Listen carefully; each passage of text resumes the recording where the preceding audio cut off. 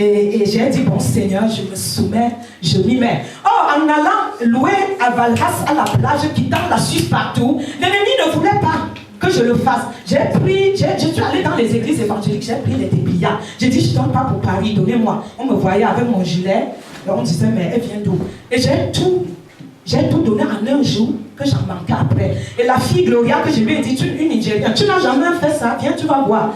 Gloria, et j'avais mon micro, je marche avec mon sac et le micro.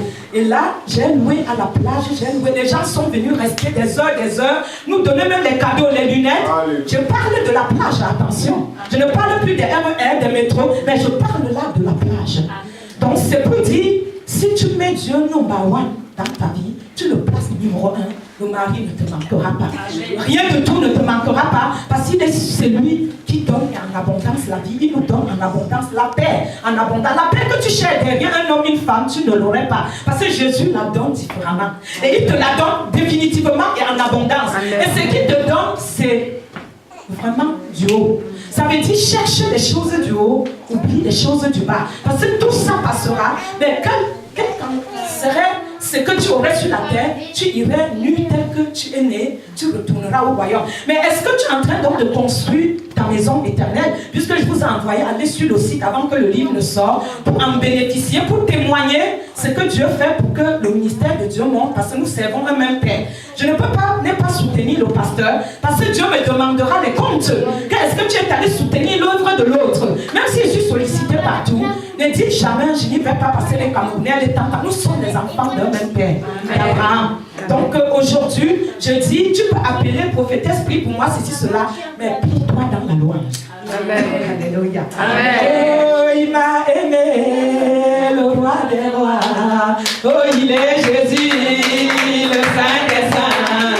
Oh, il m'a aimé, Jésus, le roi des rois. Oh, il m'a aimé, oh, le Saint des saints. Oh, il est Jésus, oh, le roi des rois. Ah, il est Jésus, alléluia. Oh, il m'aime beaucoup, alléluia.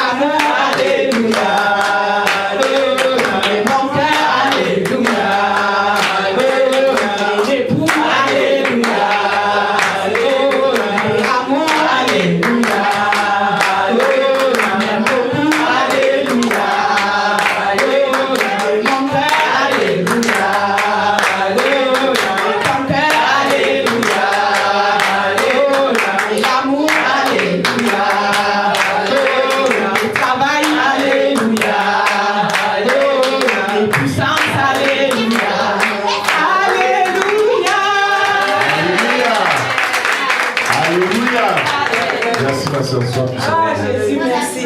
Amen. Alléluia. Gloire à Jésus. Merci. Est-ce qu'il y a un autre témoignage? Non? On va passer à la parole. Ah.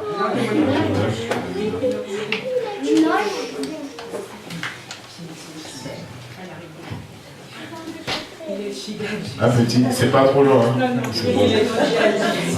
Alléluia. Amen. Alors, aujourd'hui, on était à la veillée et on a fini comme d'habitude. Alléluia. Amen. Alléluia. Amen.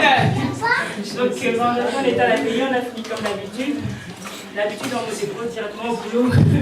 Mais j'ai demandé à repartir à la maison et puis retourner au boulot. Donc, j'ai dit, je prends ma douche, je vais dormir 5 minutes. Je vais me lever et puis je vais partir. Donc j'ai dormi, j'ai mis le réveil. Le réveil a sonné. Je l'ai arrêté. Du coup j'ai dormi. Et c'est Gabrielle qui me réveille. Elle dit maman.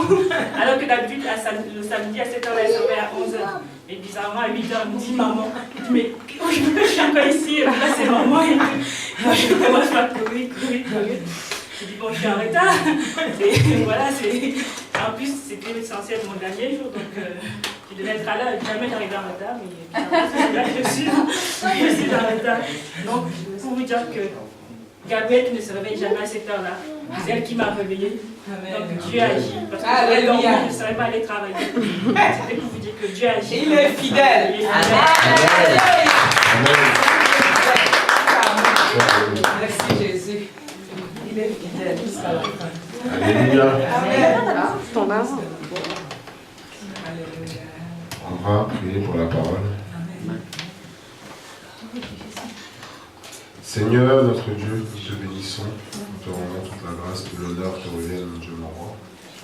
Éternel, mon Dieu, je te bénis et je te prie, Seigneur, d'ouvrir l'entendement de tes enfants ici présents, Seigneur.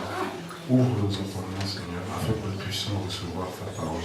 Je te prie, mon Dieu, mon roi, de permettre que le canal par lequel tu passeras, Seigneur, mon Dieu, mon roi, puisse être un canal, éternel, mon Dieu, que tu édifies également. Mon Dieu, mon roi. Je te prie de bénir, Seigneur, mon Dieu, mon roi, ton serviteur qui va annoncer ta parole. Prends soin, Seigneur, mon Dieu, mon roi, que cette parole puisse être bien ancrée, Seigneur, dans chacun d'entre nous. Je te bénis, je te rends grâce. Gloire, honneur à toi, au nom de Jésus. Amen. Alléluia. Amen. On va laisser la parole au serviteur du Seigneur.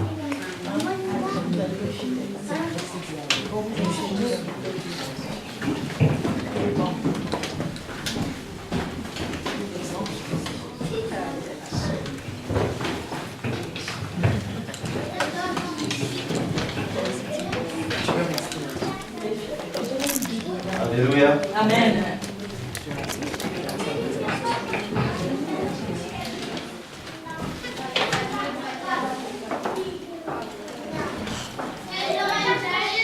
Voilà Jésus. Amen.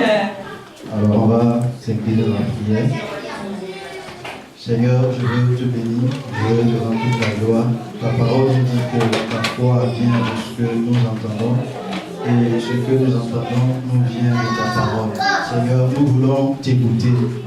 Nous ne voulons pas écouter un homme nous parler. Nous ne voulons pas entendre des idées humaines, des choses venant de la raison humaine. Mais nous voulons que ton esprit nous parle, ton esprit nous enseigne. Tu as dit allez et faites de toutes les nations des disciples.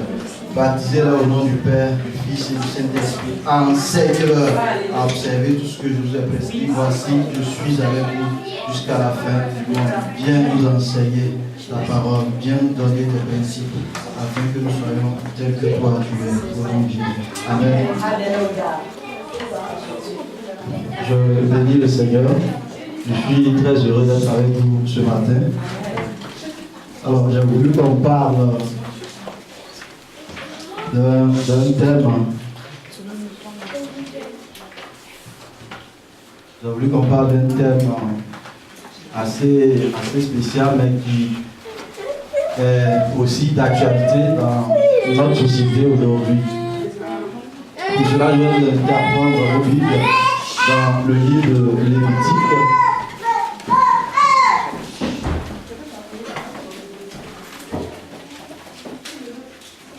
Lévitique chapitre 18.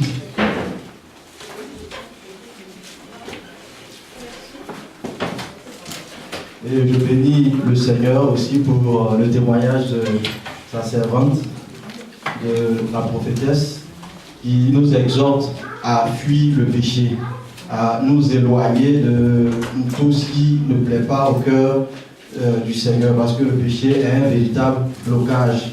Lorsque nous voulons faire l'œuvre, lorsque nous voulons marcher selon Dieu, l'attitude à tenir, c'est de s'éloigner du péché. Celui qui a trouvé Lévitique 18 peut commencer à lire à partir du verset 1. L'Éternel parla à Moïse et dit: Parle aux enfants d'Israël et tu leur diras: Je suis l'Éternel votre Dieu, vous ne ferez point ce qui se fait dans le pays d'Égypte où vous avez habité. Vous ne ferez point ce qui se fait dans le pays de Canaan où je vous amène. Vous ne suivrez point leur usage. Vous ne pratiquerez pas, vous pratiquerez mes ordonnances et vous observerez mes lois.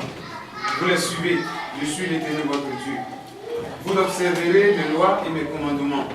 L'homme qui ne mettra pas en pratique, l'homme qui ne mettra en pratique de se vivra par elle. Je suis l'Éternel. Nul de vous ne s'approchera de sa parente pour découvrir sa nudité. Je suis l'Éternel. Tu ne découvriras point la nudité de ton père, ni la nudité de ta mère. C'est ta mère. Tu ne découvriras point sa nudité. Tu ne découvriras point la nudité de la femme de ton père. C'est la nudité de ton père. Tu ne découvriras point la nudité de ta sœur, fille de ton père ou fille de ta mère, née dans la maison ou née en dehors de la maison. Tu ne découvriras point la nudité de la fille de ton fils ou de ta fille, car c'est ta nudité. Tu ne découvriras point la nudité de la fille de ta femme, de la fille de la femme de ton père, née de ton père, c'est ta sœur. Tu ne découvriras point la nudité de la sœur de ton père, c'est ta proche parente. Tu ne découvriras point la nudité de la sœur de ta mère, car c'est la proche parente de ta mère. Tu ne découvriras point la nudité du frère de ton père, tu ne l'approcheras point. Tu n'approcheras point de sa femme, c'est ta femme. Tu ne découvriras point la nudité de la belle fille, c'est la femme de ton fils. Tu ne découvriras point sa nudité. Amen. Alors que le nom du Seigneur soit béni. Alors là, ce qu'on vient de lire, ce sont des règles que Dieu déjà, dès Lévitique, donc dès le début du parcours avec son peuple, va établir. Donc la question, ce sur quoi j'aimerais qu'on réfléchisse aujourd'hui, c'est qui est le Seigneur de notre sexualité? Parce que c'est une question qui touche, qui intéresse véritablement, qui préoccupe véritablement le Seigneur au point de, dès le départ, établir des règles par Moïse. Et c'est un sujet qui est d'actualité parce qu'on est dans une société où la perversion prend des dimensions inimaginables. Et cette attitude de perversité, donc de perversion dans laquelle le monde se trouve aujourd'hui, a engendré des conséquences que nous voyons, des maladies comme le sida, les MST, les grossesses non désirées. Même aux États-Unis, il y a des statistiques qui montrent que 16% de la population est issue de cette couche-là. Donc le péché a atteint des proportions graves. Et ce n'est pas une question qui est à dissocier avec notre marche avec le Seigneur. Parce que beaucoup sont ceux qui disent c'est des questions privées, donc Dieu n'a pas à intervenir là-dedans. Si on appartient à Dieu, c'est en totalité.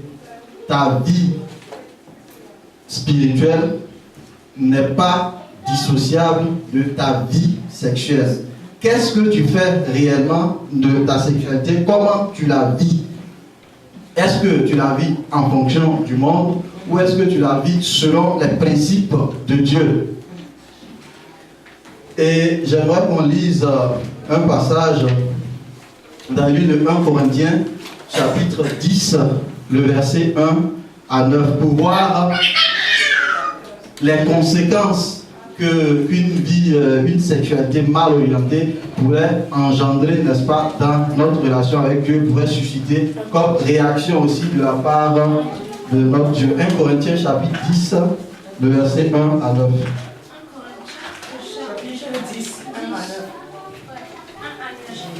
Frères, je ne veux pas que vous ignoriez que nos pères ont été tous sous la nuée, qu'ils ont tous passé au travers de la mer, qu'ils ont tous été baptisés en Moïse dans la nuée et dans la mer, qu'ils ont tous mangé le même aliment spirituel et qu'ils ont tous bu le même breuvage spirituel, car ils buvaient à un rocher spirituel qui les suivait et ce rocher était Christ. Mais la plupart d'entre eux ne furent point agréables à Dieu, puisqu'ils périrent dans le désert. Or, ces choses sont arrivées pour nous servir d'exemple, afin que nous n'ayons pas de mauvais désirs comme ils en ont eu. Ne devenez point idolâtres comme quelques-uns d'eux, selon qu'il est écrit, le peuple s'assit pour manger et pour boire, puis ils se levèrent pour se divertir. Ne nous livrons point à l'impudicité, comme quelqu'un d'eux s'y livrèrent, de sorte qu'il en tomba 23 000 en un seul jour. Amen. Alors, ne nous livrons pas à l'impudicité, comme certains d'entre eux s'y livraient, de sorte qu'il en tombait 23 000 dans le même jour. C'est pour souligner aussi l'importance, c'est-à-dire, il y a quelques autres péchés qu'un homme puisse commettre. Ce péché est hors du corps, mais quand il s'agit de l'impudicité, donc de quelque chose qui est en rapport avec notre corps, c'est quelque chose qui touche directement Dieu. Donc, qui suscite sa colère. C'est 23 000 personnes qui sont mortes, non pas parce qu'elles ont blasphémé ou elles ont fait quelque autre chose que ce soit, mais l'impudicité, c'est-à-dire le corps qui est utilisé d'une façon qui n'honore pas le Seigneur. Les désirs, les envies sexuelles qui sont mal orientées, qui ne sont pas orientées selon le cadre divin qui a été tracé par Dieu et annoncé par Moïse dans Lévitique chapitre 18. Alors, j'insiste sur ces choses parce qu'on est dans un monde qui encourage une autre manière de mener sa sexualité. Et la philosophie du monde aujourd'hui est simple. Si tu as soif, bois. Si tu as faim, mange. Si tu es excité sexuellement, trouve un moyen physique ou imaginaire de te soulager. C'est un mensonge venu tout droit de l'enfer. Et c'est des choses qui ont fait périr plusieurs. Même dans le milieu chrétien, il y a des couples sérieux, chrétiens comme non chrétiens, qui souffrent de ces choses parce qu'il y a la vie sexuelle, l'orientation sexuelle qui est déviée, qui est mal gérée. Et ça crée des troubles, ça crée des divorces, ça crée des situations qu'on peut gérer. Et pour revenir à cette situation, nous allons lire l'exemple de David. Nous allons voir l'exemple de David qui était un roi exceptionnel et de qui donc descend Jésus-Christ.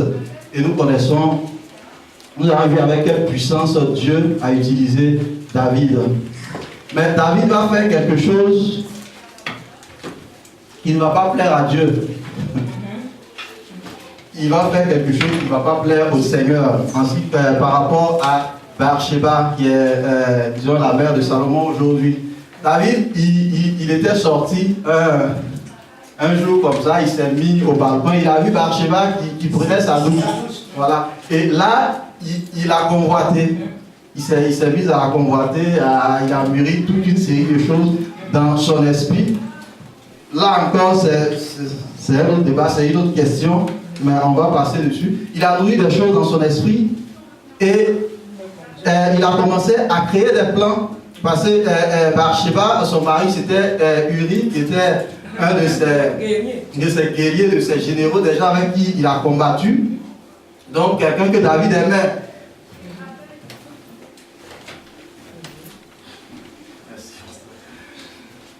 Et David va commencer à concevoir un plan. Qu'est-ce qu'il va dire? Il va demander à ceux, quand ils vont aller en guerre, on met Uri devant pour qu'on le tue vite. Pour qu'il meure et pour que lui puisse profiter donc de la femme d'Uri qui est Bathsheba. Et donc il va aller avec Bathsheba et de là un enfant va naître.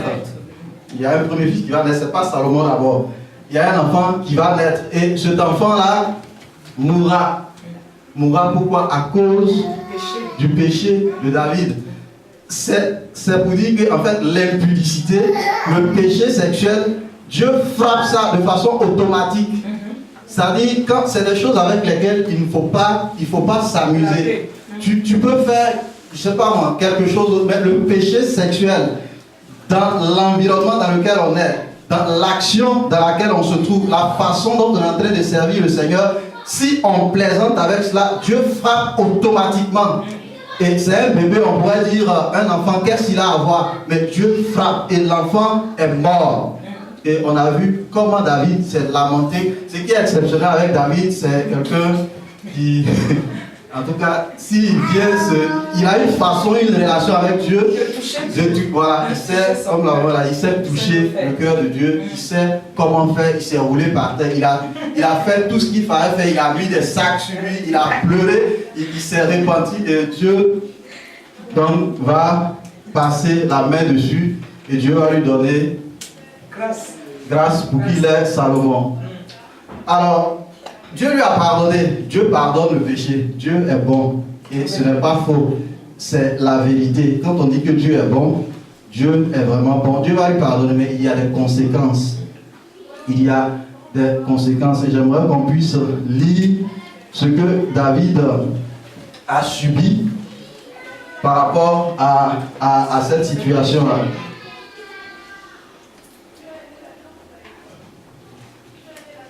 Que je retrouve.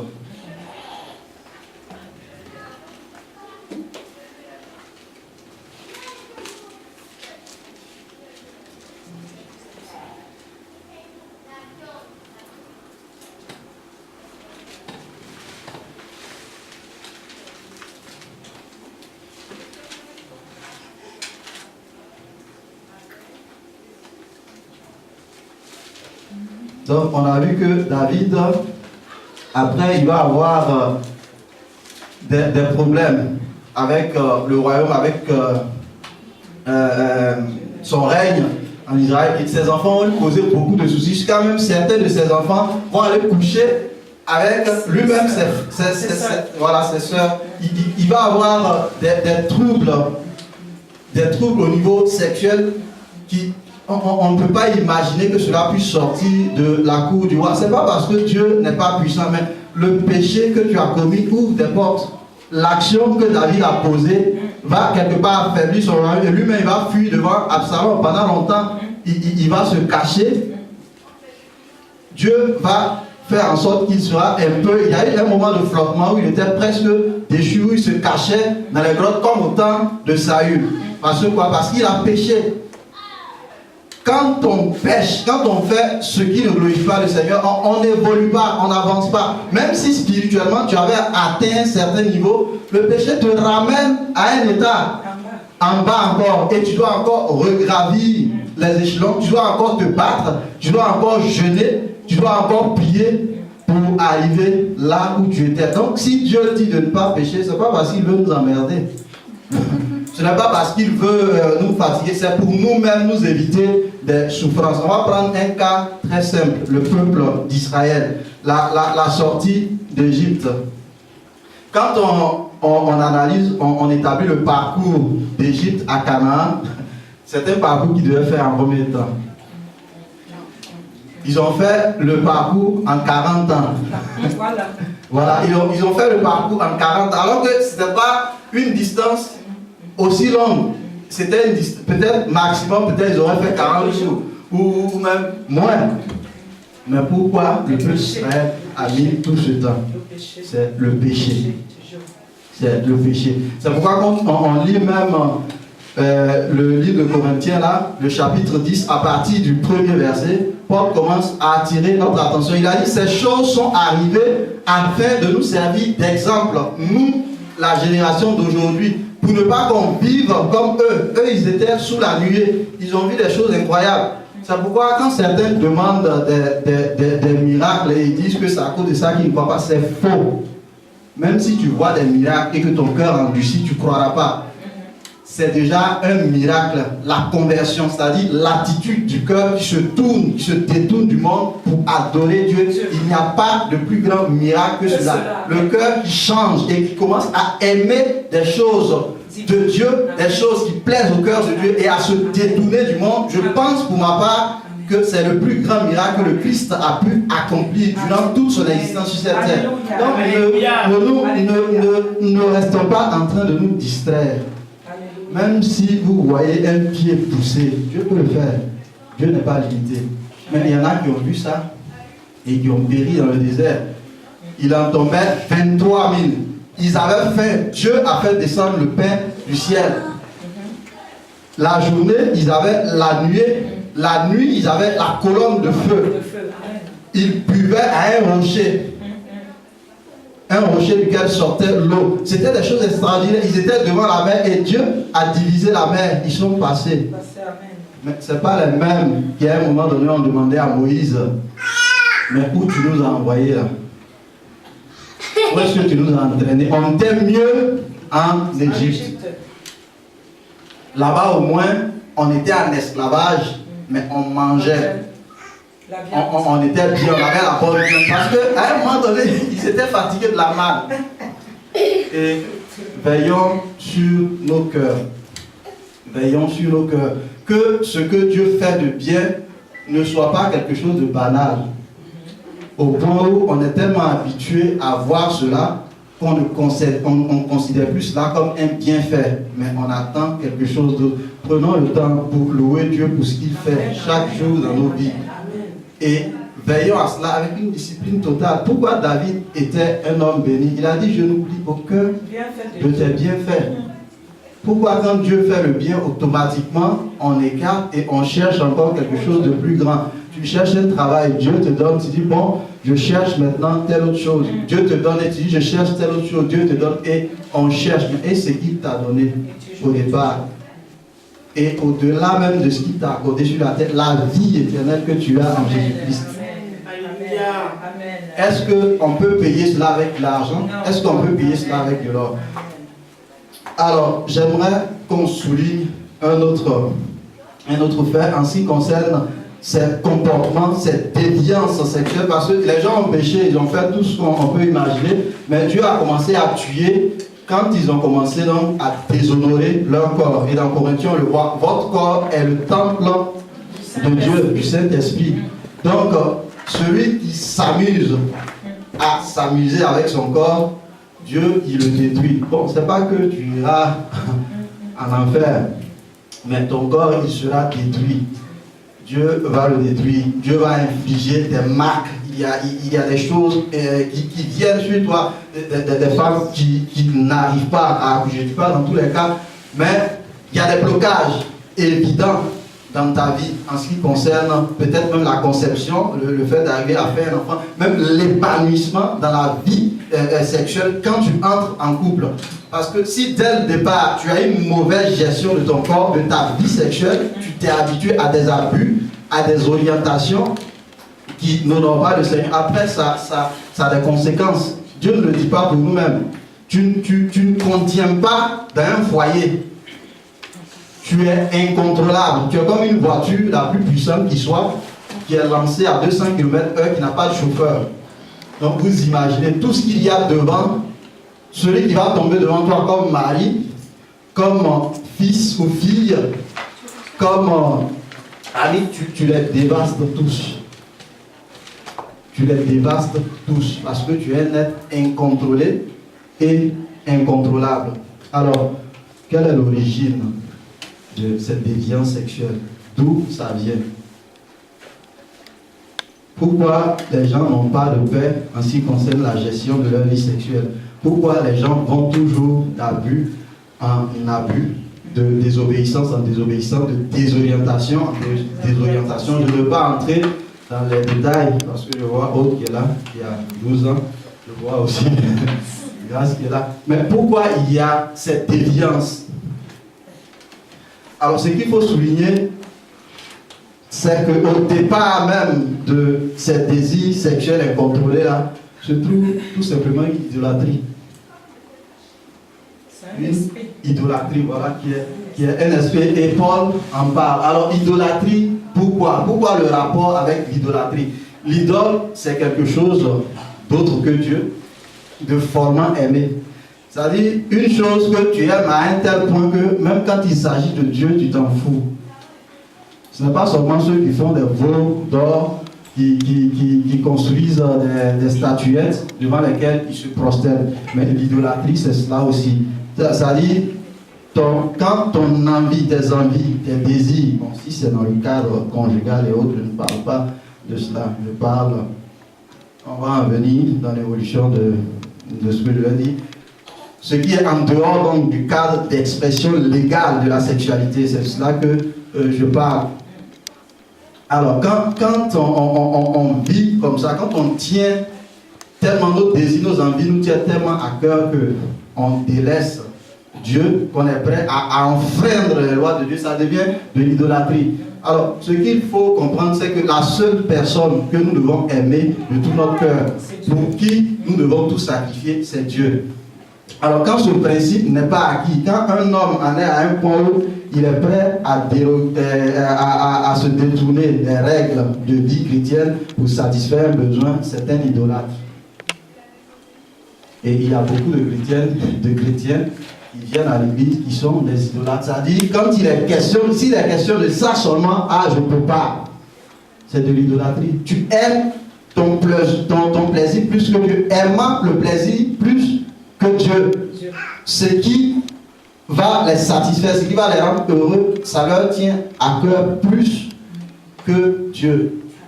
Et ils vont y aller, ils vont s'abonner.